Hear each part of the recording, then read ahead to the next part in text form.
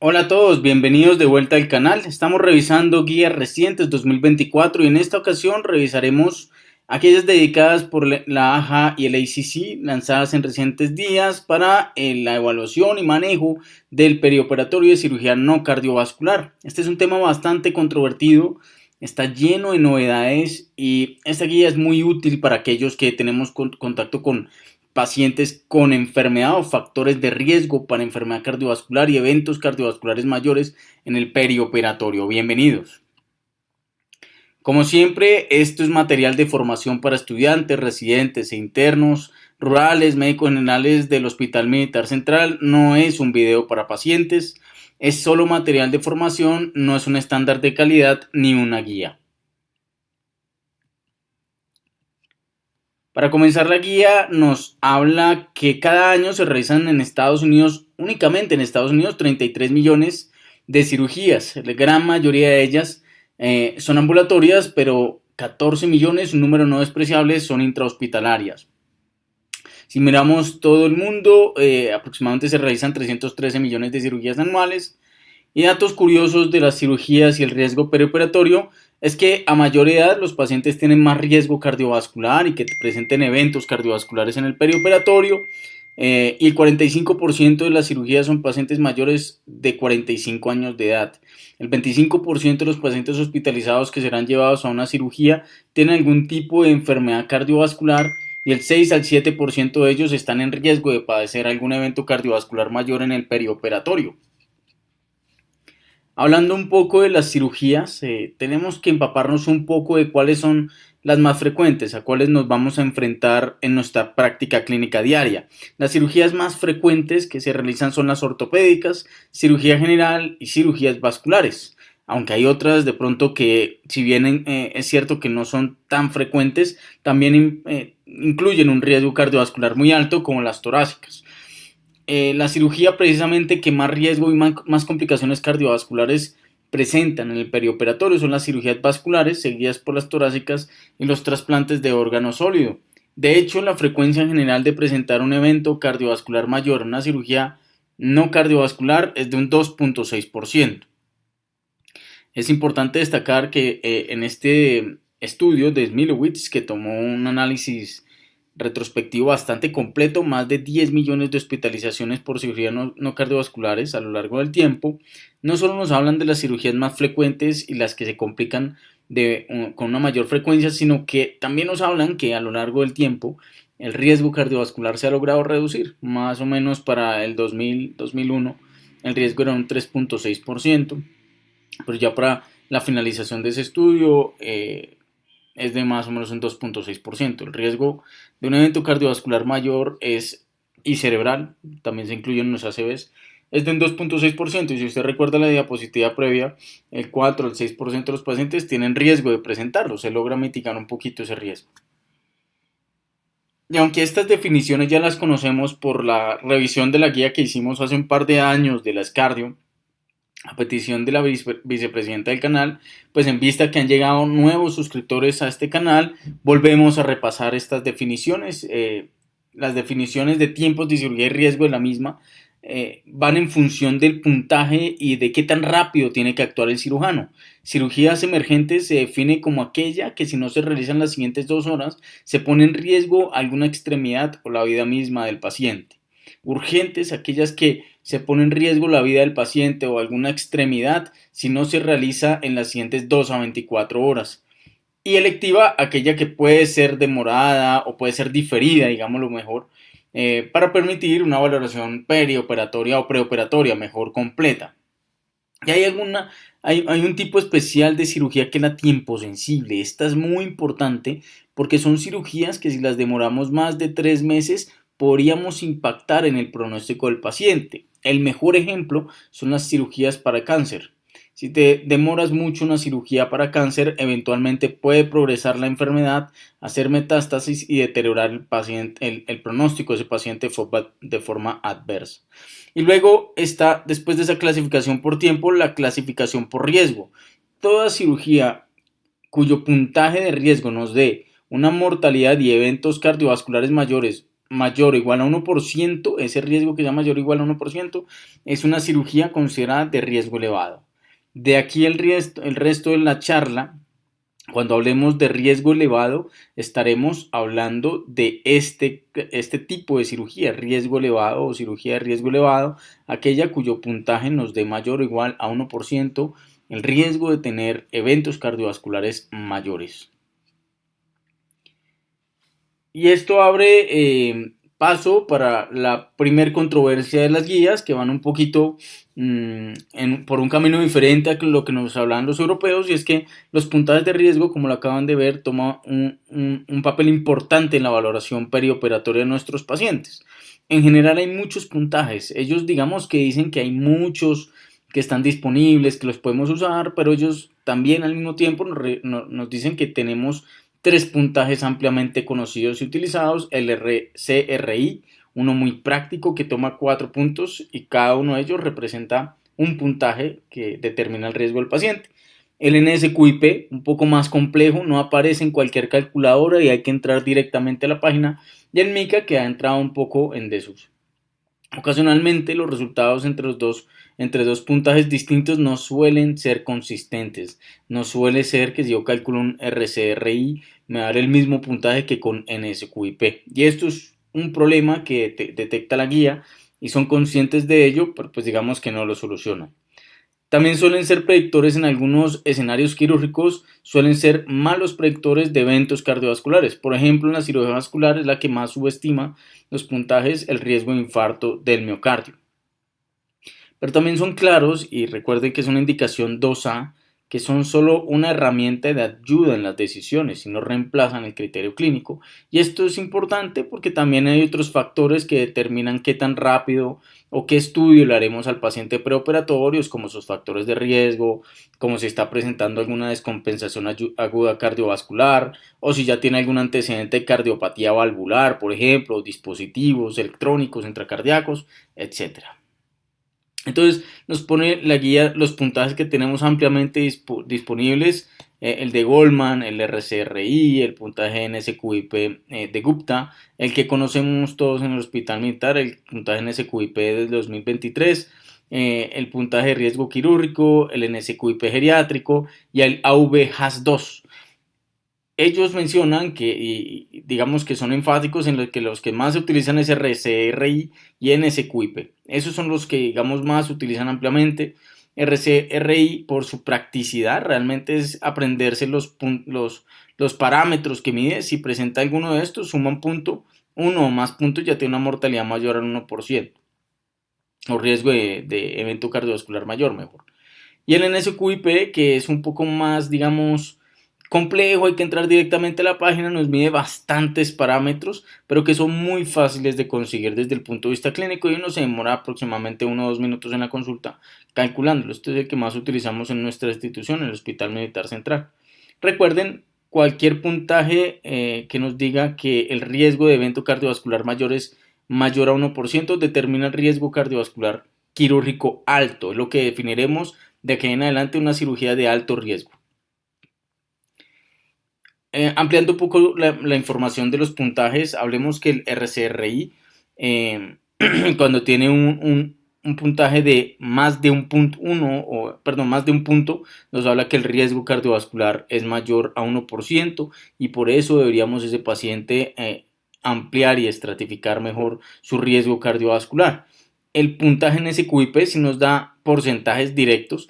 Este no solo nos habla del riesgo de mortalidad cardiovascular o no cardiovascular, también nos habla del riesgo de complicaciones cardiovasculares y otros datos que nos ayudan mucho en nuestra consulta, como el riesgo de lesión renal aguda, el riesgo de sangrados, el riesgo de trombosis. Por eso es un puntaje mucho más complejo que suele utilizarse cuando hay tiempo para aplicarlo. Es importante también recordar que el NSQIP no se utiliza en el militar por el azar o por capricho, sino que es uno que tiene una derivación con una población mayor, más de 1.400.000 pacientes. Es la validación que tiene más pacientes incluidos y que además tiene un ROC mayor a 0.9 comparado con otros puntajes, y pues algunos tienen 0.9 pero con una menor población incluida para su validación. Así que es un puntaje que nos ayuda mucho, nos ofrece otros factores de riesgo, nos habla de otros parámetros que le interesan al cirujano y cuando los pacientes van a ser llevados a UCI o se les reserva UCI, también ayuda a determinar los riesgos sobre cuál actuar. En pacientes con riesgo quirúrgico alto, es decir, que tienen un riesgo de MEIS mayor al 1%, deberíamos estimar la clase funcional. Y digamos que ya no nos muestran la tabla que nos mostraban antes dependiendo de las actividades que hacía. Recuerden que era un poquito curioso para nuestro medio que si jugaba golf, si el paciente de pronto podía nadar, y mucho de eso no se aplica en nuestro medio. Y es muy agradable ver que ellos utilizan el puntaje de Duke, el DASI Score. Le hacemos unas preguntas al paciente si logra hacerlo. Cada una de ellas tiene un peso, dan un puntaje y cuando el puntaje nos da 34 o más puntos, el paciente logra hacer más de 4 METs y tiene una buena capacidad funcional. Una capacidad funcional óptima son más de 10 METs, una capacidad funcional buena más de 4 METs y 4 o menos METs es una capacidad funcional pobre, y esos pacientes probablemente tendremos que estratificarlos mejor. Hay pacientes definitivamente que no pueden hacer ninguna de estas, no porque estén postrados o sean frágiles, sino porque muchos de ellos no pueden definitivamente hacer ejercicio. Por ejemplo, aquellos pacientes de ortopedia, recuerden, la cirugía ortopédica es la más frecuente en el mundo, el procedimiento más frecuentemente realizado en el mundo, y esas cirugías ortopédicas muchas veces vienen acompañadas de limitaciones para la marcha. Entonces no podemos definir si el paciente puede eventualmente practicar deportes o trotar un poco, como nos dicen aquí, correr una pequeña distancia. Así que si no podemos establecer confiablemente el DASI, deberíamos solicitar un test de estrés, cualquiera que quieras, porque muchos de ellos nos hablan de cuántos METs logró hacer y eventualmente podemos utilizarlo para inferir la clase funcional de nuestros pacientes.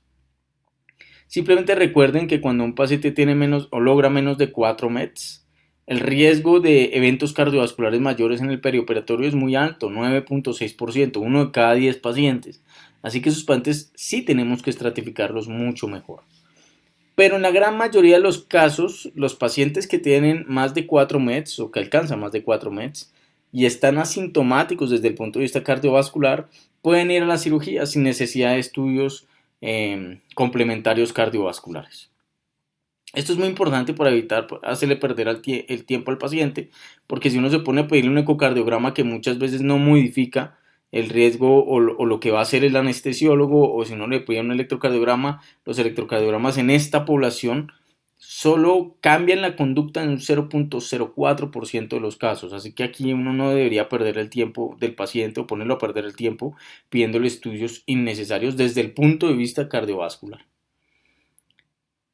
Es importante también recordar, y la guía hace énfasis en que los puntajes son muy hábiles para determinar el riesgo de eventos cardiovasculares mayores en el perioperatorio, pero digamos que pasan por alto datos tan curiosos e importantes para el paciente y para la toma de decisiones como su fragilidad.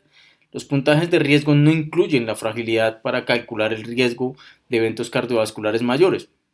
Y la fragilidad sí determina conductas que podrían eventualmente desde diferir la cirugía, cancelarla, enviar el paciente a cuidados paliativos, pero no todo paciente frágil, digamos desde el punto, no, porque digamos que la fragilidad también puede ser en un paciente joven. Todo paciente frágil no necesariamente toca cancelar la cirugía, porque digamos que los autores hablan ya de la prehabilitación. La prehabilitación son medidas como mejorar la actividad física, nutrición, etcétera, que podrían ayudar a mejorar el desenlace en un paciente que consideremos con fragilidad o prefrágil. Otras evaluaciones para complementar la evaluación del riesgo de cirugía no cardiovascular son los biomarcadores. Tenemos biomarcadores como los péptidos natriuréticos o las troponinas. ¿A quiénes les deberíamos realizar estos biomarcadores? No hay indicaciones uno. En realidad son razonables o podría ser útil, pero no hay una indicación de recomendación uno para biomarcadores. Deberíamos contemplarlo, realizar un péptido natriurético en pacientes con 65 o más años de edad o en pacientes de más de 45 años de edad con síntomas de enfermedad cardiovascular que sean llevados a cirugía de alto riesgo. Las troponinas tienen los mismos criterios, pero la indicación ya no es 2A como los péptidos natriuréticos, sino indicación 2B. Y cuando realizamos un electrocardiograma preoperatorio, como lo mencionamos, realizar electrocardiogramas de forma indiscriminada no suele ayudar mucho, hace perder el tiempo y solo cambian las conductas en el 0.04% de las cirugías de bajo riesgo. Así que deberíamos solo solicitarlo en pacientes que ya tienen una enfermedad cardiovascular establecida, como síndromes coronarios crónicos, arritmias significativas, enfermedad arterial periférica, enfermedad cerebrovascular, dolor torácico, palpitaciones, disnea, síncopes o soplos cardíacos, o síntomas de enfermedad cardiovascular que no conocíamos previamente, o en cirugías de alto riesgo. En esos pacientes deberíamos realizar el electrocardiograma prequirúrgico, y cuando lo realicemos este electrocardiograma, aunque deberíamos seguir los lineamientos del orden de lectura de cualquier electrocardiograma, deberíamos buscar alteraciones como supra e infradesnivel del ST, inversiones isquémicas de la onda T, hipertrofia del ventrículo izquierdo, ondas Q patológicas, bloqueos completos de rama, pero en especial bloqueos AB que sean grado 2, avanzados o grado 3, QT prolongado o fibrilación auricular, porque estos últimos tres son los que más cambian conductas en los preoperatorios. Cuando realizamos un ecocardiograma, la guía del 2024 nos menciona que debería realizarse un ecocardiograma en todo paciente que tenga disnea o síntomas de falla cardíaca, y no solo síntomas, también que puede ser razonable en pacientes con elevaciones del péptido natriurético, o en falla cardíaca ya conocida que tengamos sospecha de una descompensación o cambios en su estatus o que tengan disnea. No deberíamos realizar ecocardiogramas en pacientes asintomáticos, inclusive si tienen enfermedad cardiovascular previa, solo cuando están sintomáticos o cambió su estatus clínico. Pero siempre recordar que los ecocardiogramas, aunque no suelen cambiar las conductas, nos preparan para compensar mejor el paciente de cara a una cirugía que se viene prontamente, y que cuando el paciente tiene disfunción diastólica grado 3 aumenta un 70% el riesgo de eventos cardiovasculares mayores perioperatorios. Esto cuando se compara con disfunción diastólica de tipo 1 o tipo 2. Y es que no todos los pacientes están en la consulta externa. Algunos de ellos no lo interconsultan hospitalizados. El paciente usualmente está sobrecargado y esta disfunción diastólica deberíamos corregirla previa al manejo quirúrgico.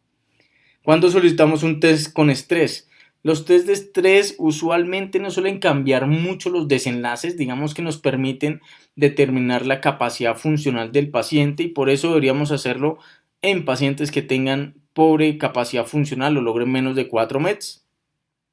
Pacientes con limitaciones para estimar su capacidad funcional, los que hablábamos que eventualmente pueden tener dolor y no logran caminar, no logran determinar si logran caminar suficiente sin disnea, y otras indicaciones de estrés, como por ejemplo el paciente que haga dolor torácico con características anginosas y queremos saber si hay necesidad de revascularizarlo o no. Cuando no lo realizamos, pacientes con adecuada clase funcional y que están asintomáticos, es decir, no lo hacemos de forma rutinaria, y pacientes con riesgo bajo de la cirugía, pues que también estén asintomáticos.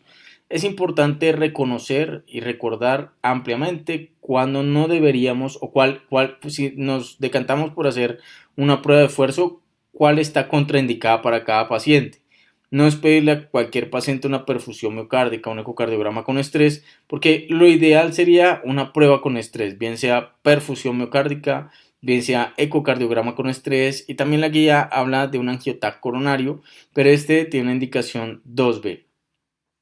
Si vamos a solicitar una perfusión o un test con vasodilatadores, perfusión miocárdica con estrés que usualmente se hace con vasodilatadores, deberíamos evitarla en pacientes que tengan taquicardias ventriculares o bloqueos avanzados o de alto riesgo auriculoventriculares, hipotensión significativa menor de 90 mililitros de mercurio, o que tengan antecedentes de broncoespasmo, o que estén utilizando dipiridamol, metilxantinas, aminofilina, cafeína en las últimas 12 horas. Y si solicitamos el ecocardiograma con estrés, recuerden que está contraindicado cuando un paciente tiene una estenosis aórtica crítica, cuando está hemodinámicamente, cuando tiene una obstrucción del tracto de salida del ventrículo izquierdo significativa, o en pacientes con riesgo de arritmias ventriculares, que aquí no lo pone. La arteriografía coronaria, como un mecanismo de estratificación del paciente perioperatorio, está contraindicada a menos que tenga una indicación específica como un síndrome coronario agudo, porque realizar una arteriografía coronaria en pacientes asintomáticos por el simple hecho de querer estratificarlos no modifica los desenlaces cardiovasculares mayores durante la hospitalización en los perioperatorios. Al parecer, revascularizar a un paciente en quien encontramos incidentalmente una estenosis coronaria no modifica los desenlaces cardiovasculares. Y ahora sí pasamos dentro de la guía de la evaluación perioperatoria de esta guía del 2024 y digamos que deberíamos partir por evaluar completamente nuestra historia clínica del paciente, buscando sus enfermedades cardiovasculares o riesgos cardiovasculares o síntomas de enfermedad cardiovascular. Estos pacientes que no tienen enfermedad cardiovascular previamente establecida, ni ACV, ni enfermedad coronaria, ni falla cardíaca, enfermedad cardiovascular establecida, estos pacientes y que no tienen factores de riesgo, usualmente pacientes jóvenes y que están asintomáticos, pueden ir a cirugía sin necesidad de estudios cardiovasculares. ¿Cuáles serían nuestros factores de riesgo cardiovascular? Hipertensión, tabaquismo activo, dislipidemia, diabetes, que sean mujeres de más de 65 años de edad u hombres de más de 55 años de edad, obesidad o historia familiar de enfermedad coronaria prematura, son aquellos pacientes que tienen factores de riesgo cardiovascular y deberían complementarse su estudio perioperatorio. Lo siguiente que deberíamos preguntarnos es si el paciente tiene una cirugía emergente. Si hay una cirugía emergente y que en las siguientes 2 horas, si no la hacen, se compromete la vida o la extremidad del paciente, debería ir a la cirugía sin esperar una evaluación preoperatoria. Y luego deberíamos preguntarnos si, bueno, de pronto el paciente no tiene una cirugía emergente, pero si tiene un evento coronario o un evento cardiovascular agudo, los condicionantes de cirugía, que son síndromes coronarios agudos, arritmias o falla cardíaca descompensada, porque en esos pacientes primero debemos compensarlo, tratar su enfermedad cardiovascular aguda que amenaza la vida y ahí sí llevarlo al procedimiento quirúrgico, toda vez que estos escenarios empeoran los desenlaces en pacientes que van a ser llevados a cirugía no cardiovascular. Si el paciente no tiene ninguno de ellos, debemos hacerle un cálculo por calculadora de riesgo cardiovascular, RCRI, o NSQIP, y también al mismo tiempo ir evaluando si el paciente tiene algún condicionante o modificador del riesgo cardiovascular. Lo primero sería evaluar si tiene enfermedad valvular cardíaca significativa o severa, si tiene hipertensión pulmonar severa, si tiene una cardiopatía congénita grave, digamos, de alta complejidad, ya veremos más adelante ese apartado. Si tiene antecedente de enfermedad coronaria, en especial enfermedad coronaria revascularizada y está antiagregado, si tiene una ACV reciente, en especial aquellos que tienen menos de 3 meses, si tiene un dispositivo de estimulación cardíaca o si es frágil. Cualquiera de esos modificadores requiere un abordaje especial y mirar si hay que compensarlo primario o corregirlo antes de llevar el paciente a nuestra cirugía no cardiovascular. Entonces, si nuestro puntaje de riesgo, el que quieras que utilices, da menos de 1%, y si no tiene ninguno de esos modificadores de riesgo, el paciente va a cirugía. Si el paciente tiene alguno de los modificadores de riesgo, le pedimos electrocardiograma, ecocardiograma y actuamos en consecuencia. Y si el puntaje de riesgo te dice que tiene un riesgo mayor al 1%, le realizas electrocardiograma indicación 2B, le haces tratamiento de sus factores de riesgo cardiovascular y evalúas su clase funcional. Dependiendo de la clase funcional, si logra menos de 4 METs, le haces biomarcadores. Si hace más de 4 METs o mayor o igual a 34 puntos en el puntaje de DASI, puedes mandarlo a cirugía independiente del riesgo cardiovascular. Entonces, si el paciente tiene riesgo cardiovascular alto, le realizas un electrocardiograma y logra menos de 4 METs, ese paciente deberías evaluar realmente si se beneficia de la cirugía que estás planteando realizar. Ten en cuenta que ya estamos hablando de un paciente que casi no se mueve y que además tiene un riesgo alto de cirugía. Ahí debemos individualizar ese caso y mirar si realmente amerita la cirugía, si la puedes diferir hasta controlar sus factores de riesgo o inclusive si los llevas a cuidados paliativos. Si a pesar de que el paciente hace menos de 4 meses y tiene un alto riesgo de cirugía, consideras que necesita la cirugía, deberías decantarte por realizar biomarcadores, bien sea péptidos natriuréticos indicación 2A o troponina indicación 2B. ¿Cómo enfocaríamos esos péptidos natriuréticos? Si le pides unos péptidos natriuréticos o una troponina y salen normales, lo mandas a cirugía. Mira que aquí el paciente tenía alto riesgo, pobre clase funcional, pero biomarcadores negativos. Lo mandas a cirugía, no hay necesidad de estratificarlo con una prueba de estrés. En cambio, si alguno de los dos biomarcadores aparecieron elevados, hay que hacer una evaluación multidisciplinaria, realizar un ecocardiograma y aprovechar para mirar si lo pedimos con estrés o le pedimos un angiotac coronario. Si salen normales, lo mandas a cirugía. Si salen anormales, pues corriges la anormalidad. En especial cuando el angiotac coronario o la prueba de estrés nos muestra que tiene enfermedad coronaria multivaso o enfermedad del tronco principal. Esto se puede determinar con esas pruebas de estrés. Si tiene alguna de ellas, es mejor evaluar y corregir primero antes de enviarlo a la cirugía. Entonces son 9 pasos los que le hacemos a todos los pacientes, que son la mayoría de ellos intuitivos. Lo primero es mirar si tiene síntomas o enfermedad cardiovascular o riesgo de padecer una enfermedad cardiovascular. La segunda pregunta deberíamos hacernos si la cirugía es emergente. La tercera si está con una descompensación cardiovascular aguda, como un síndrome coronario agudo, como una arritmia inestable o como una falla cardíaca aguda y descompensada. Luego miramos el riesgo cardiovascular y si tiene modificadores de riesgo. Y luego miramos si ante esas dos el paciente persiste con nuestra evaluación perioperatoria, mirar si solicitar un electrocardiograma, pedir un ecocardiograma, actuar en consecuencia, interconsultar el servicio que sea necesario, electrofisio, hemodinamia, cirugía cardiovascular. Y si el riesgo o si el problema del paciente es que tenía un riesgo cardiovascular alto de la cirugía por un puntaje, deberíamos evaluar la clase funcional del paciente. Si la clase funcional es mala, solicitar biomarcadores. Si los biomarcadores son anormales, considerar diferir la cirugía, iniciar tratamientos alternativos o paliativos y solicitar una prueba de estrés si consideramos operar a ese paciente o digamos continuar con el estudio perioperatorio porque el beneficio supera el riesgo. Simplemente recordar que aunque el cateterismo no se debe realizar de forma sistemática para estratificar al paciente, obviamente si el paciente tiene un síndrome coronario agudo en nuestra valoración perioperatoria, pues hay que hacerle cateterismo y revascularizarlo y hacer lo que usualmente hacemos en un síndrome coronario agudo, indicación 1 de la guía. Si el paciente tiene dentro de nuestro estudio y estratificación de estrés o angiotac una enfermedad del tronco o enfermedad multivaso y angina refractaria o angina refractaria con enfermedad coronaria, nos deberíamos plantear revascularizarlo antes de la cirugía, indicación 2A.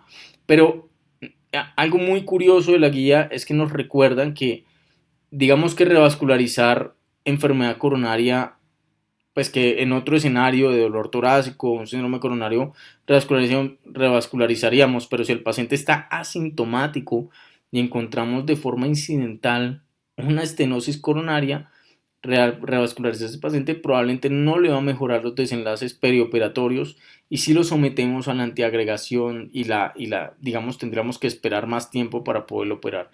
Así que estos pacientes le dan indicación 3. No es necesario revascularizar vasos asintomáticos en cirugías de bajo riesgo. Ahora pasamos a los tratamientos en escenarios específicos y la guía comienza con hipertensión. Muchos pacientes son devueltos por hipertensión de sus cirugías programadas y esto no debería pasar. Idealmente tenemos que intervenir antes, durante y después de la cirugía. ¿Cómo podemos intervenir antes de la cirugía? Indicación 2A. No hay que suspender los antihipertensivos antes de la cirugía y solo deberíamos diferir una cirugía si la presión en el momento de la valoración inmediatamente antes de pasar a salas de cirugía, esa presión es mayor o igual a 180-110 milímetros de mercurio. Es el único escenario en donde deberíamos devolver al paciente e iniciar un tratamiento antihipertensivo.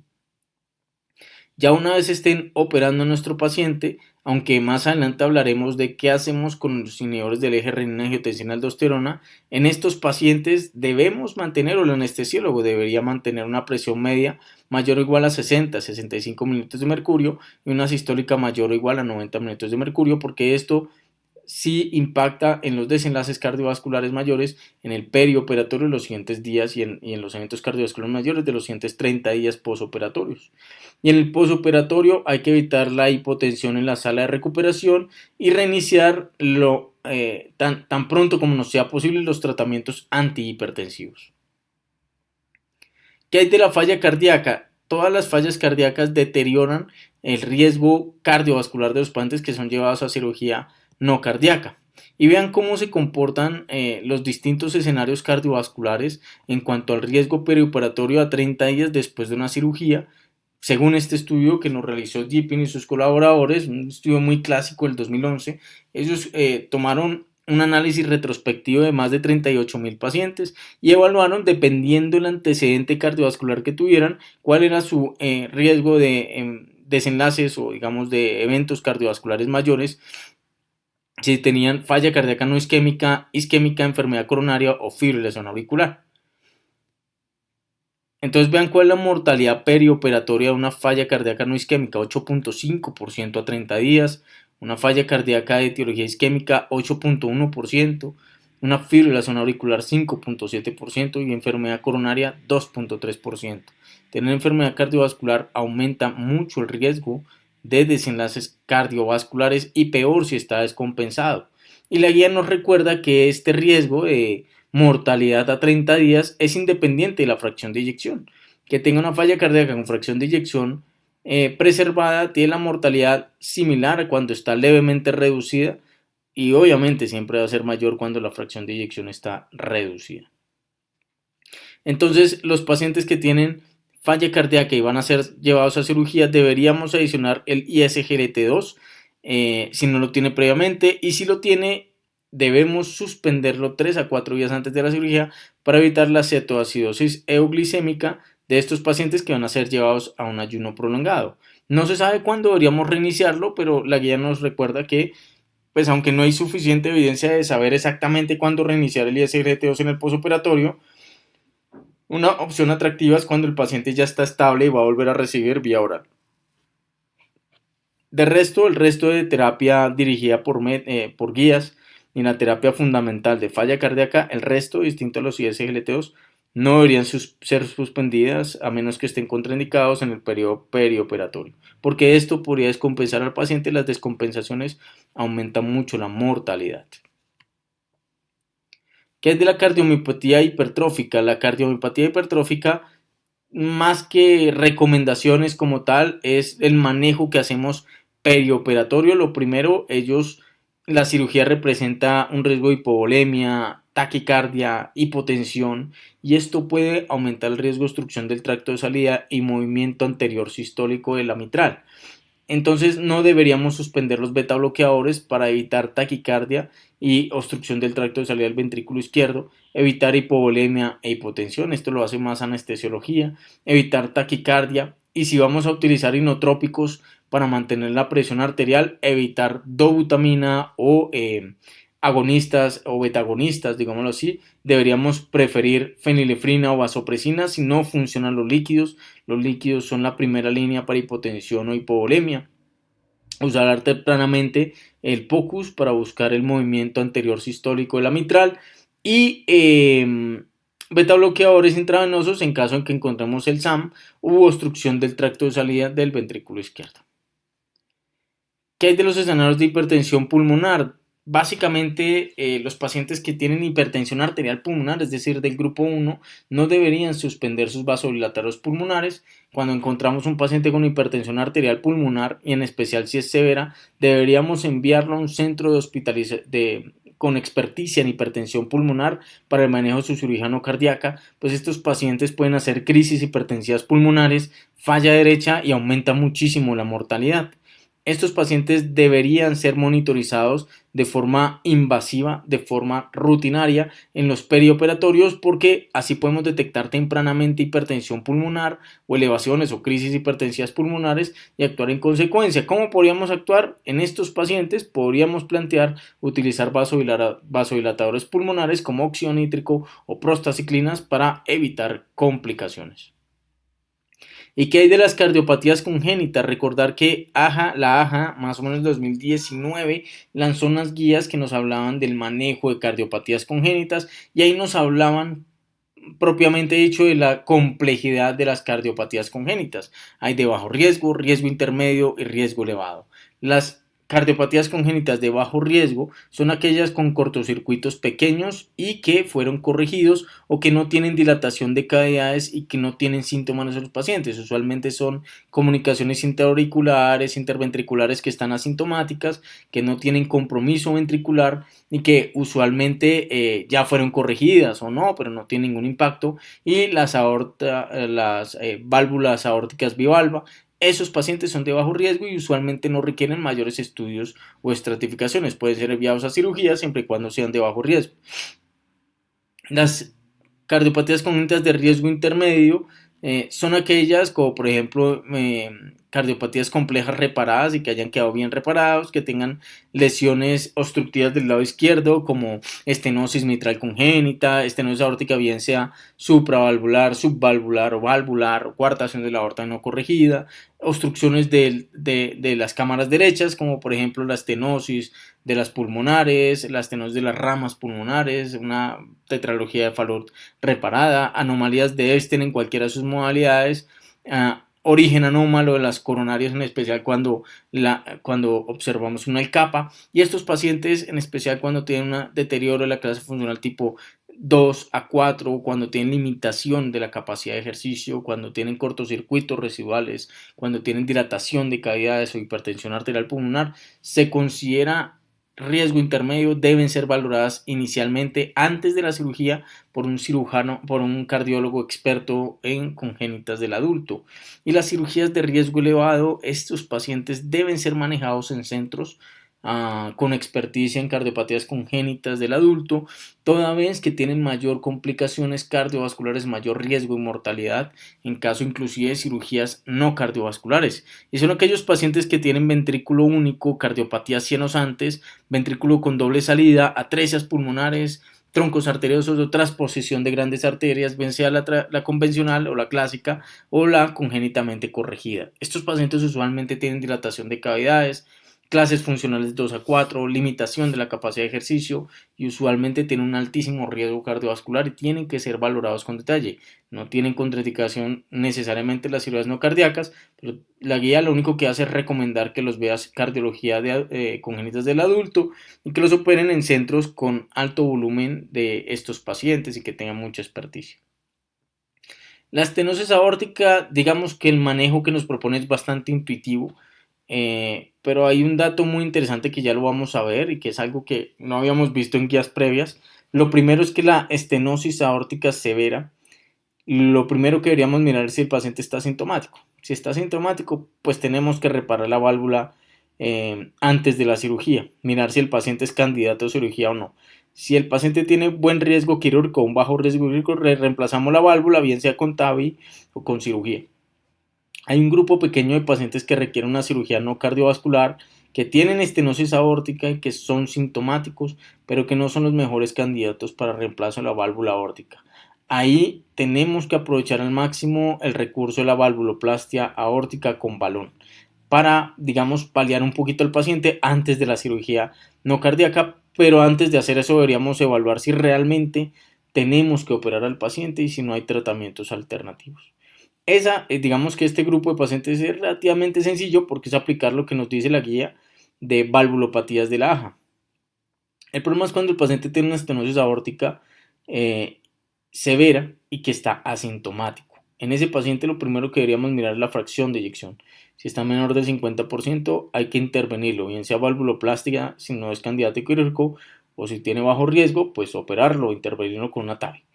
Pero si la FEBI está preservada, miramos el riesgo quirúrgico. Si el riesgo quirúrgico es bajo, podrían operar a este paciente, pero durante la cirugía hay que aclarar que tiene mayor riesgo de eventos cardiovasculares que la población pues, sin estenosis aórtica, que hay que evitar hipohipertensión, que hay que evitar la hipohipervolemia y que hay que evitar la taquicardia, porque esto va a descompensar seguramente al paciente. Si la cirugía es de alto riesgo, tenemos que mirar si podemos diferir la cirugía o no. Si la cirugía puede diferirse, lo operamos. Si no se puede diferir, tenemos que actuar en consecuencia, hacer una valoración multidisciplinaria y eventualmente llevar al paciente a cirugía con su estenosis aórtica asintomático y fracción de eyección mayor o igual al 50%, pues asumiendo que tiene un poco más de riesgo cardiovascular que la población general.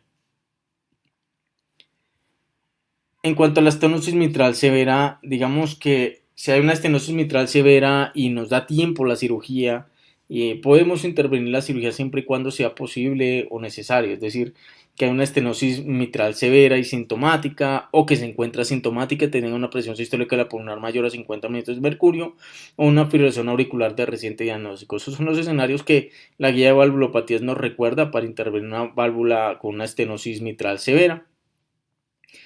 Indicación 1, pero a veces los pacientes, digamos que se nos complican un poco.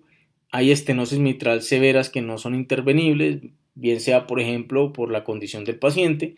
En esos pacientes hay que hacer monitorización invasiva, usualmente con un Swan-Ganz, para prevenir complicaciones, y la vigilancia debe ser en UCI en el postoperatorio al menos unos 2 a 4 días. En caso de estenosis mitral severa o no intervenible, podríamos plantearlos utilizar en el perioperatorio cronotrópicos negativos como beta bloqueadores para aumentar el tiempo diastólico y así disminuir el riesgo de edema pulmonar. Si le aumentas el tiempo diastólico, aumentas el tiempo de, digamos, de vaciamiento de la aurícula, bajas la presión de la aurícula y eventualmente hay menor presión retrógrada a nivel pulmonar, evitando el edema pulmonar. ¿Y qué hacemos si hay una insuficiencia aórtica o mitral severas? Obviamente, si el paciente tiene una cirugía no cardiovascular y el tiempo nos lo permite, es selectiva, y el paciente tiene una insuficiencia severa, deberíamos intervenir antes de la cirugía no cardíaca. En especial, pues deberían estos pacientes ir a un ecocardiograma transtorácico confirmatorio e intervenir antes de la cirugía, siempre y cuando el tiempo nos lo dé. Pero ocasionalmente las cirugías son tiempo sensible y no nos da tiempo, pues digamos, no nos permite con tranquilidad reemplazar la válvula, intervenirla previamente a la cirugía. En esas insuficiencias moderadas o severas, si el paciente está asintomático y es una insuficiencia mitral severa y tiene una sistólica menor de 50 milímetros de mercurio, una presión sistólica en la pulmonar menor de 50 milímetros de mercurio y tiene una función sistólica del ventrículo izquierdo conservada, se podría realizar la cirugía, pero se recomienda vigilar el perioperatorio con ecocardiograma transesofágico y en UCI por 1 a 3 días, pues debería ser la monitorización postoperatoria. Si la insuficiencia aórtica es moderada o severa y el paciente está asintomático y tiene una fracción de eyección mayor al 55%, se puede llevar a la cirugía no cardíaca, siempre y cuando lo podamos monitorizar durante la cirugía con ecocardiograma transesofágico y vigilar en UCI 24 a 72 horas. Siempre es importante que si el paciente tiene una insuficiencia mitral severa y no es buen candidato quirúrgico, tenemos el recurso de la reparación tras el TER, digamos, hacerle el MitraClip o el Pascal. Pero hay que recordar que estos pacientes se van a quedar con una antiagregación dual por 6 meses, así que pues tenemos que mirar si realmente este paciente va a ser candidato a hacerle reparación borde a borde de la válvula mitral transcutánea. ¿Y qué hacemos con aquellos pacientes que enviamos a TAVI o que le hicieron una reparación borde a borde transcutánea o MitraClip o Pascal, el que tú quieras elegir? Si el paciente va a TAVI, ese paciente se puede llevar a cirugía en los siguientes, dentro de 30 días. Recuerden que por popular TAVI estos pacientes se pueden quedar con monoterapia de por vida. Idealmente hay que continuar el ASA durante la cirugía no cardiovascular. Y si el paciente tiene un MitraClip o un Pascal, después del MitraClip o el Pascal hay que dejarle terapia antiagregante dual por al menos 6 meses. Y ahí es donde se nos complica la vida porque pues, nos tocaría esperar en esos pacientes hasta completar la terapia antiagregante dual. Operar un paciente con terapia antiagregante dual en esos primeros 6 meses podría aumentar el riesgo de sangrados. Luego pasamos al enfoque de fibrilación auricular y fibrilación auricular del postoperatorio. Antes de continuar con el video, quiero decirles que este va a ser el tema que voy a hablar en el Congreso de Anestesiología de Cundinamarca. Están todos invitados, 7, 8 y 9 de noviembre del 2024 a las 8:20.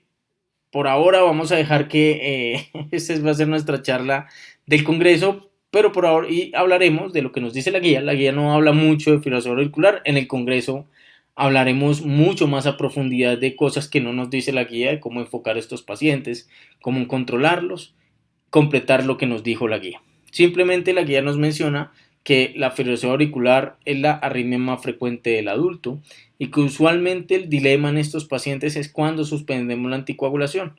La fibrilación auricular del posoperatorio es otro escenario muy distinto. Se observa en el 15% de las cirugías no cardíacas y el 39% vuelve a recurrir en los siguientes 5 años.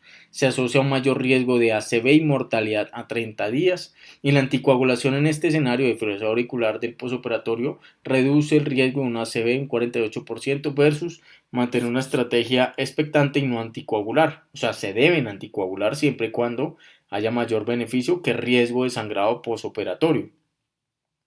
Es importante recordar que el paciente con fibrilación auricular está usualmente anticoagulado, pero con la única indicación de anticoagulación. También los pacientes suelen estar anticoagulados por válvulas mecánicas o por otras indicaciones de anticoagulación distintas a la fibrilación auricular. Y que esas indicaciones las podemos clasificar en bajo riesgo de trombosis, moderado riesgo de trombosis o alto riesgo de trombosis. ¿Cuáles son los pacientes con mayor riesgo de trombosis o isquemia? Los pacientes que tienen una enfermedad tromboembólica menor de 3 meses, pacientes que tienen fibrilación auricular, y aquí nos hablan de CHA2-VASc aún, pues son los americanos, no son los europeos, que tengan 7 o más puntos, que tengan válvulas mecánicas, pero que esta válvula mecánica sea mitral, o que sea una válvula antigua como la monodisco, o como la bola dentro de la jaula o bola dentro de la caja, y válvulas mecánicas en cualquier posición, pero que haya tenido una ACV o accidente isquémico transitorio en los últimos 3 meses. Otras indicaciones de anticoagulación de alto riesgo, muy alto riesgo de sangrado, es aquellos pacientes que tienen un ACV isquémico en los últimos 3 meses, cáncer activo de alto riesgo de tromboembolismo, trombos en el ventrículo izquierdo o que tengan menos de 3 meses, trombofilias severas, pues todas las que conocemos de déficit de proteína C, S, antitrombina, factor de Leiden, mutación del 210A, o que tengan anticuerpos antifosfolípidos. Esos pacientes tienen un muy alto riesgo de trombosis y tenemos que probablemente establecer terapia puente porque usualmente se encuentran con warfarina, al menos las válvulas mecánicas y las otras indicaciones de anticoagulación. Riesgo bajo, pacientes que tengan un tromboembolismo de más de 12 meses, un CHA2 de 1 a 4 puntos o una válvula mecánica que sea aórtica. Esos pacientes son de bajo riesgo de trombosis y usualmente no requieren terapia puente. El resto de pacientes son riesgo moderado. Importante recordar, los pacientes que tienen una ACV y este fue hace menos de 3 meses, deberíamos intentar diferir la cirugía hasta después de 3 meses, porque operar un paciente en los primeros 3 meses de una ACV por una cirugía no cardiovascular aumenta mucho el riesgo de un nuevo ACV. Esto probablemente relacionado con hipotensión, estados proinflamatorios, protrombóticos que pueden deteriorar severamente la capacidad del paciente y su riesgo cardiovascular. Entonces, digamos que nosotros mantenemos nuestros pacientes anticoagulados con un riesgo que acabamos de ver, bajo, intermedio o alto de isquemia, pero también los pacientes ahora van a ser llevados a un procedimiento que puede tener un riesgo bajo, moderado o alto de sangrado. Aquí nos ponen algunos ejemplos la guía. Se limita simplemente a decir que sangrados mínimos son sangrados o cirugías, perdón, de cataratas o sangrados o cirugías dentales o procedimientos dermatológicos. También están los procedimientos de riesgo intermedio de sangrado, como por ejemplo cirugías de más de 4 piezas dentales, de más de 3 piezas dentales, es decir, 4 o más, cirugías gastrointestinales, cirugías de mama, procedimientos utilizando grandes agujas y cirugías de alto riesgo, que es toda cirugía que tenga mayor del 2% de riesgo de sangrado. Eso es, digamos, lo que se limita a la guía. No nos ofrece en esta ocasión en la misma guía como tal una tabla, como suelen hacer, pero lo que sí es cierto es que unos dicen que si el riesgo es mínimo, estos procedimientos menores, podríamos dejar a este paciente dependiendo del anticoagulante con la anticoagulación activa y no suspenderla durante el procedimiento. Si el paciente tiene una cirugía de riesgo intermedio o moderado, para decirlo así, simplemente si estamos con apixaban suspendemos 24 horas antes el anticoagulante que lo pueden y en el primer día iniciar de nuevo la anticoagulación. Si el paciente está con apixaban, rivaroxaban o edoxaban y la tasa de filtración es menor de 30 cc por minuto, estos pacientes, si la cirugía es de riesgo moderado, deberíamos suspender 2 a 3 días la anticoagulación, el día 0 no administrarla y reiniciarla en el siguiente día de la cirugía. Pero si el riesgo es alto, y usualmente son las cirugías del neuroeje o las cirugías por trasplante de órgano sólido, por ejemplo, estos pacientes deberían suspender el anticoagulante al menos 3 días antes del procedimiento quirúrgico, no suministrarlo el día de la cirugía y reiniciarlo después del segundo día del posoperatorio. Estamos hablando de pacientes con apixaban con tasa de filtración menor de 30 mililitros. Si es dabigatran, en riesgo alto de sangrado se suspende 2 días antes, en riesgo bajo de hemorragia se suspende un día antes, y si la tasa de filtración está menor de un día, se suspende al menos 4 días antes de la cirugía y al menos 2 días antes de la cirugía, y se suministra luego después del primer día de haber sido operado el paciente. En cuanto a las antagonistas de vitamina K, pues le hacemos, digamos, la suspensión de la warfarina 5 días antes de la cirugía y lo operamos. Usualmente no hay necesidad de hacer terapia puente, salvo que el paciente tenga un alto riesgo trombótico, que es lo que acabamos de ver, los pacientes de alto riesgo trombótico en la diapositiva anterior.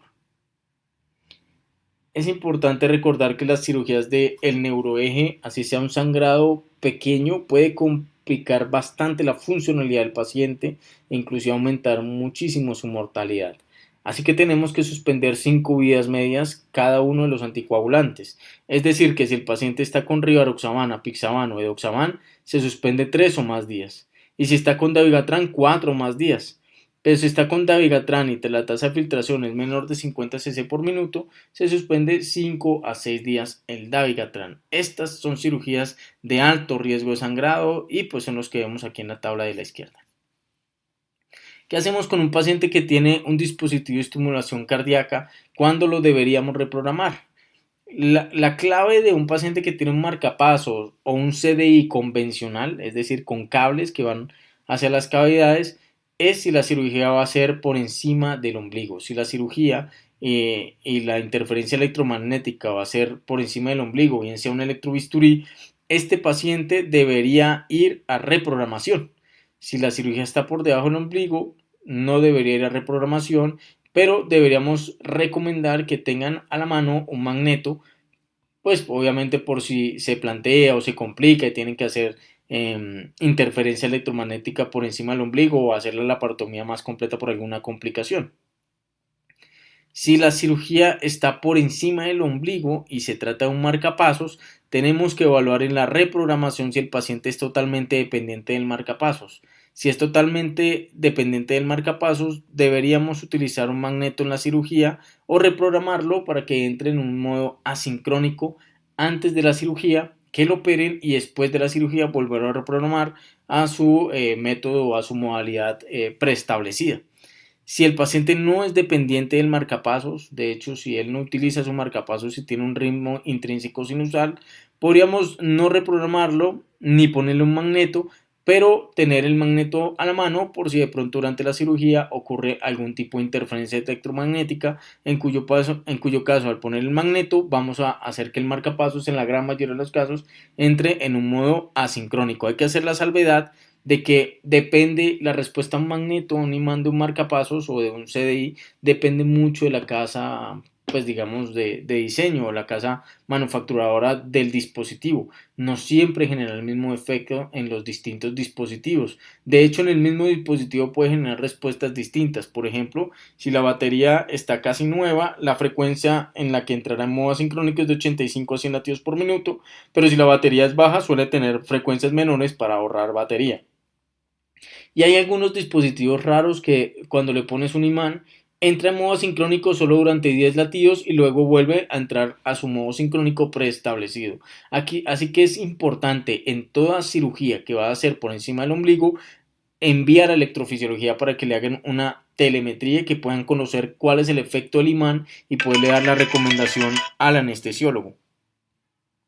Importante, si no se trata de un marcapasos, sino de un CDI, hay que mirar si el paciente depende del marcapasos del CDI. Si depende del marcapasos, hay que reprogramarlo. Si no depende del marcapasos, simplemente se le pone un magneto, porque el magneto en la gran mayoría de los casos inhibe el CDI. Pero esto hay que hacerlo con previa autorización y conocimiento de electrofisiología, porque como les mencioné, a veces el magneto no ocasiona lo que nosotros esperamos, inhibir el CDI.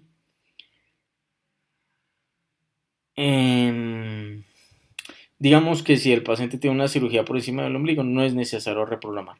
Siempre es importante, antes de enviar a la reprogramación, tener claro cuál es el dispositivo, cuál es el tipo, si es un CDI, un marcapasos, terapia de resincronización, cuál es la casa que pues facturó o que fabricó nuestro dispositivo y qué tipo de dispositivo y el nombre del dispositivo para que ellos la tengan mucho más fácil y evitar complicaciones, que nos digan cuál es el estado de la batería del dispositivo, que no podamos obtener los reportes previos de programaciones porque ahí nos pueden decir si ha presentado arritmias graves el paciente y cuál es la respuesta de este dispositivo específico a un magneto o a un imán, porque como les mencioné, las respuestas pueden diferir entre uno y otro.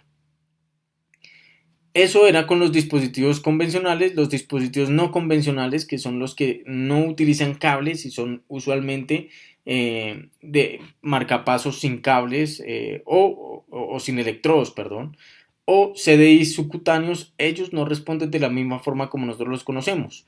Para pacientes con marcapasos que no tienen electrodos, usualmente un magneto o un imán no va a llevar a un modo asincrónico. Estos pacientes, si tienen una cirugía por encima del ombligo, tienen que ir a reprogramación. Si el paciente es dependiente completamente de ese marcapasos, tenemos que reprogramarlo a un modo asincrónico. Si el paciente no es dependiente del marcapasos, no requerimos reprogramación. Si la cirugía no es por encima del ombligo, no requerimos reprogramación. Es importante recordar que los marcapasos que no tienen electrodos, aunque algunos podrían eventualmente responder al imán, esto es muy difícil porque tendríamos que ubicarlo en un sitio preciso que no siempre es fácil de ubicar y por ejemplo cuando la cirugía se hace en supino, en prono, usualmente el imán no tiene la suficiente potencia como para poder activar los mecanismos que rara vez podemos utilizar en estos marcapasos con un imán. Si estamos enfrente de un CDI subcutáneo, hay que recordar que pues en estos pacientes el punto de referencia no es el ombligo, sino la ingle. Si está la cirugía suprainguinal, deberíamos reprogramar, apagar la terapia con nuestra telemetría de electrofisiología y si está por debajo de la región inguinal, pues no hay necesidad de apagar el CDI. Si vamos a utilizar un magneto o un imán, deberíamos asegurarlo con cinta adhesiva. Si el paciente está con una posición distinta a supino, hay que recordar que la interferencia electromagnética puede, digamos, no ser, puede ser lo suficientemente alta como para activar el CDI y un imán no va a ser efectivo en esos casos y por eso tendríamos que llevarlo siempre a reprogramación. Y siempre es importante recordar que cuando le ponemos un imán a estos dispositivos, vamos a escuchar una alarma de que dice que ya entró el paciente en una inhibición de su CDI. No escuchar la alarma indicaría que probablemente no hemos posicionado adecuadamente el CDI. Esto no siempre se ve en todas las casas manufacturadoras y por eso todos los pacientes deberían ir a una reprogramación con electrofisiología. ¿Qué hay de la terapia médica preoperatoria? Las estatinas no han logrado demostrar que logran cambiar los desenlaces cardiovasculares en cirugías de este tipo y usualmente al compararse con placebo no hay diferencias significativas en supervivencia, en mortalidad cardiovascular, mortalidad por cualquier causa o eventos cardiovasculares tipo infarto o infarto de la cirugía no cardiovascular. Entonces no se deberían iniciar con con la simple meta de disminuir desenlaces cardiovasculares en nuestros pacientes, pero lo que sí es cierto es que si ya venía con la estatina, pues no se suspende, y si el paciente no tiene estatina, pero tiene un riesgo cardiovascular alto, medido por ASCVD, deberíamos iniciar la estatina pues de una forma apropiada, como si no lo fuéramos a operar.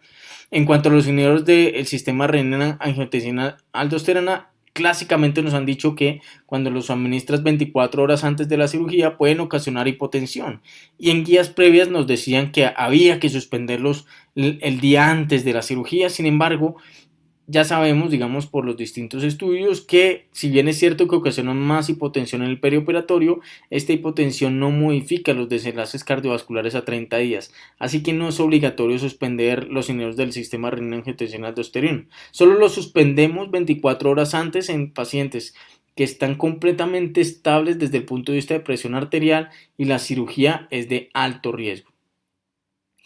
Si los pacientes tienen falla cardíaca con fracción de eyección reducida, debemos mantener la terapia, inclusive la terapia ARNI, porque suspenderlos puede favorecer una descompensación. ¿Qué es de la terapia antiagregante? El riesgo de eventos cardiovasculares mayores depende de cuándo suspendamos la terapia luego de haber implantado un stent.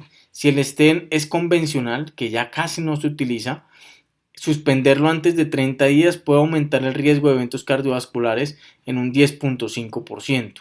Antes de 30 días, el único procedimiento que, digamos, puede permitirnos una cirugía es hacer la angioplastia con balón y no implantar un stent en un evento coronario. En ese caso tendríamos que esperar 14 días y ahí sí permitir la cirugía porque no tiene un stent. Sin embargo, esta recomendación no tiene mucha evidencia, tiene una evidencia débil, aunque es una recomendación de la guía. Volviendo a los stent convencionales, no se suspenden antes de 3 días la terapia antiagregante dual, solo la suspenderíamos después de 30 días evaluando riesgo-beneficio y es después de 3 meses que el riesgo cardiovascular al suspender la terapia antiagregante dual cae a un 2.8%. Cuando estamos enfrente de un stent liberador de medicamentos, suspender la terapia antiagregante dual en los primeros 30 días aumenta el riesgo de infarto del miocardio, de muerte cardiovascular o muerte por cualquier causa. Si suspendamos la terapia antiagregante dual, el riesgo de un infarto es de un 7.2%, de muerte cardiovascular de un 5% o de muerte por cualquier causa de un 9%. Si lo suspendemos antes, entre 3 y 6 meses, el riesgo de infarto ya cae a un 0.5%, de muerte cardiovascular 0.4% y de mortalidad por cualquier causa a un 2.8%. Ya la suspender, digamos, y esperar entre 6 y 12 meses a suspender la terapia antiagregante dual, que es lo ideal en cualquier tipo de stent, después de un síndrome coronario agudo, la mortalidad o el riesgo de eventos cardiovasculares mayores ya es menor del 1.2%. ¿Cuándo deberíamos suspender la terapia después de los 6 meses? Cuando el stent liberador de medicamentos está en el escenario de un síndrome coronario crónico, es lo que antes llamaban un paciente con enfermedad coronaria estable. Y luego de 12 meses, idealmente diferir la cirugía para suspender el segundo antiagregante cuando estamos en un stent liberador de medicamentos en el escenario de un infarto. Siendo así las cosas, ¿cuándo deberíamos suspender la terapia antiagregante en cirugía no cardiovascular? Si el paciente fue llevado a angioplastia y no le pusieron ningún stent, podemos operar al paciente después de 14 días. Si el paciente está con un stent convencional que no es liberador de medicamentos, se puede suspender indicación 1 después de los 30 días el segundo antiagregante. Siempre se llevan con ASA a estos pacientes a cirugía, salvo que sea una cirugía de muy alto riesgo de sangrado. Y si el paciente tuvo un síndrome coronario agudo tipo infarto, lo ideal es mantener la terapia antiagregante dual 12 meses y luego continuar solo con ASA y enviarlo a la cirugía no cardíaca. Si la cirugía es tiempo sensible, podríamos esperar la terapia o aguantar la terapia antiagregante dual por 3 meses o más y suspender el segundo antiagregante y llevar al paciente con ASA a la cirugía, pero si la cirugía se va a realizar antes del mes, no deberíamos suspender la terapia antiagregante dual y de hecho es una indicación 3. El riesgo de eventos cardiovasculares es tan alto que no recomiendan suspender la terapia antiagregante dual antes del mes en cirugías no cardiovasculares. En el escenario de un síndrome coronario crónico, la terapia antiagregante dual se podría pasar a monoterapia a los 6 meses, a los 3 meses si es tiempo sensible y nunca antes del mes. Siempre es importante recordar que si vamos a suspender aspirina, la deberíamos suspender 4 días antes del procedimiento, si vamos a suspender clopidogrel, 5 a 7 días antes del procedimiento, si vamos a suspender prasugrel, 7 a 10 días antes del procedimiento y ticagrelor, 3 a 5 días antes del procedimiento. Simplemente recordar que pacientes con intervención coronaria percutánea previa, quienes requieren suspender anticoagulación porque, digamos, tienen asociada una fibrilación auricular para una cirugía no cardíaca, podríamos hacer un puente con ASA antes de la cirugía y suspenderla cuando reiniciemos el anticoagulante, dependiendo del riesgo y beneficio isquémico de ese paciente. Beta bloqueadores y cirugía no cardíaca, en realidad ya sabemos por el POIS y los estudios donde intentaron iniciar beta bloqueadores para disminuir los desenlaces cardiovasculares, si bien es cierto que disminuyeron la tasa de infartos, aumentaron el riesgo de ACVs y mortalidad y por eso no se recomiendan iniciar beta bloqueadores en los últimos 7 días antes de la cirugía con el mero hecho de disminuir el riesgo cardiovascular. Si hay necesidad de iniciar un beta bloqueador, por ejemplo, en una fibrilación auricular, cosa que vamos a hablar en el congreso ahorita de noviembre, pues tendríamos que esperar al menos 7 días después de haber iniciado el beta bloqueador para poderlo operar. Pacientes que se les inició el beta bloqueo 8 o más días antes de la cirugía no tuvieron el riesgo aumentado de mortalidad o ACV que vieron en los estudios POISE. Pero aquellos pacientes que ya venían con un beta bloqueador, simplemente es no suspenderlo, no se modifican antes de la cirugía.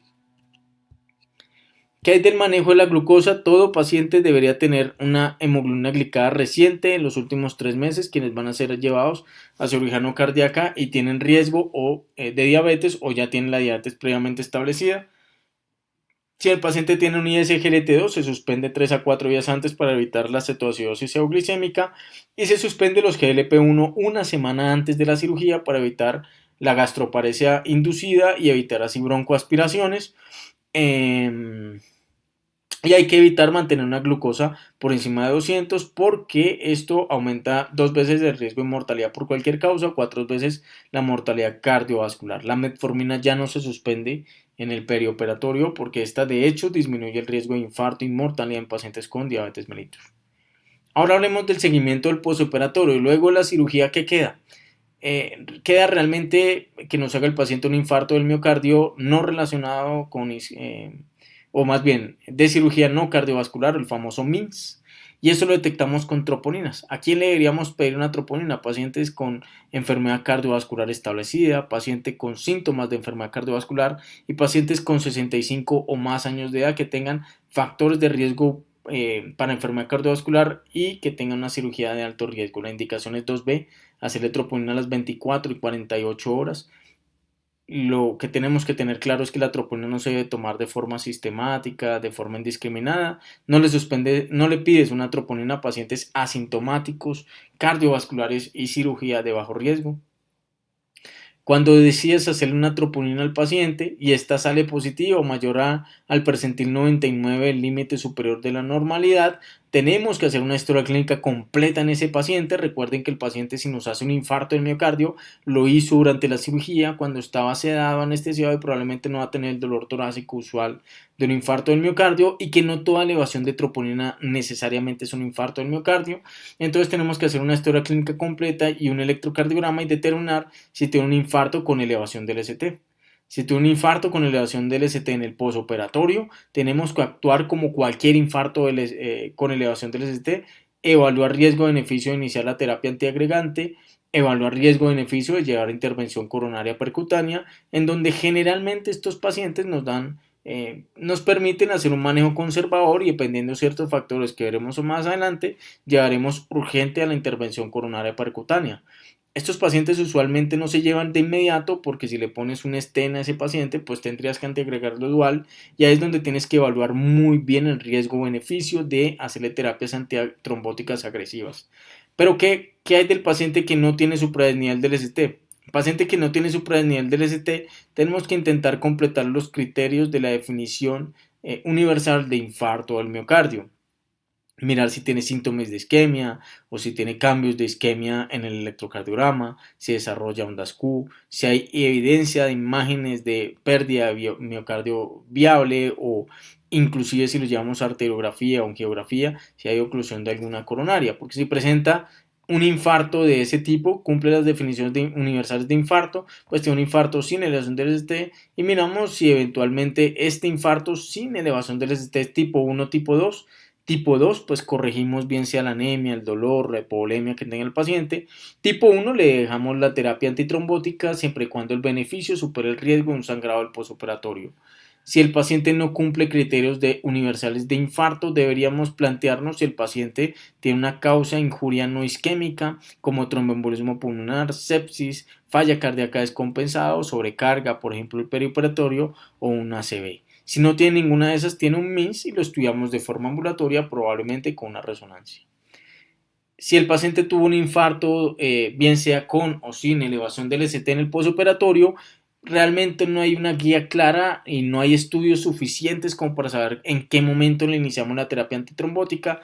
Hay que recordar que esto no es tan frecuente, 0.9 al 15% de los infartos no cardíacos, pero esto depende del riesgo, de la cirugía, de los criterios que utilizaron esos estudios, pero en general no es tan frecuente y si aparece un infarto en el miocardio, lo más probable es que sea tipo 2. Hipovolemia o un choque hipovolémico es una causa muy frecuente de infarto del miocardio del posoperatorio. La mortalidad sí es importante en pacientes que tienen infarto del miocardio en el posoperatorio, llega hasta un 30% o un tercio de los pacientes casi a los 30 días de la cirugía, y el tratamiento de un infarto tipo 1 es el mismo que el de un infarto espontáneo, pero aquí hay que hacer una evaluación muy juiciosa del riesgo-beneficio para hacer una intervención coronaria percutánea e iniciar la terapia antitrombótica. Ya lo veremos en la siguiente diapositiva. En cambio, en el infarto tipo 2, pues hay que hacer el tratamiento de la causa, como tratar la emergencia hipertensiva, o la hipotensión, o la taquiarritmia, o la taquicardia, anemia, etc. Descartar siempre otras causas de elevación de troponinas, sepsis, tromboembolismo pulmonar, ACV, anemia, etc. ¿Cuándo decidir la intervención coronaria percutánea en un infarto en el posoperatorio? La guía no da alguna recomendación específica, simplemente menciona en un par de párrafos que esto va a depender de nuestra pericia y de nuestra decisión y juicio clínico. La severidad de la presentación, el grado de elevación de las troponinas, los cambios electrocardiográficos definen realmente qué tan rápido hacemos la intervención coronaria. Los pacientes que tengan compromiso hemodinámico, biomarcadores muy o persistentemente elevados, nuevos trastornos de contractilidad en el ecocardiograma o la caída de la función sistólica del ventrículo izquierdo son los pacientes que más probablemente se benefician de intervención coronaria percutánea. En conclusión, se reviven los puntajes de riesgo quirúrgico como marcadores de riesgo perioperatorio. La clase funcional es clave para determinar si el paciente necesita más intervenciones del preoperatorio. Recuerden ya aplicar el DASI score en cualquier paciente que usted vea con riesgo alto. Pese al avance en las tecnologías de imágenes cardiovasculares, estas rara vez son necesarias porque la mayoría de las veces no van a modificar las terapias, salvo que tengamos algún indicio clínico muy claro. Los biomarcadores cardíacos son un paso final y no inicial en la evaluación perioperatoria, y hay mayor conciencia en MIS y su enfoque porque la mortalidad es muy alta a mediano y largo plazo. Si te gustó este video, nos vemos en el próximo video del canal. Muchas gracias.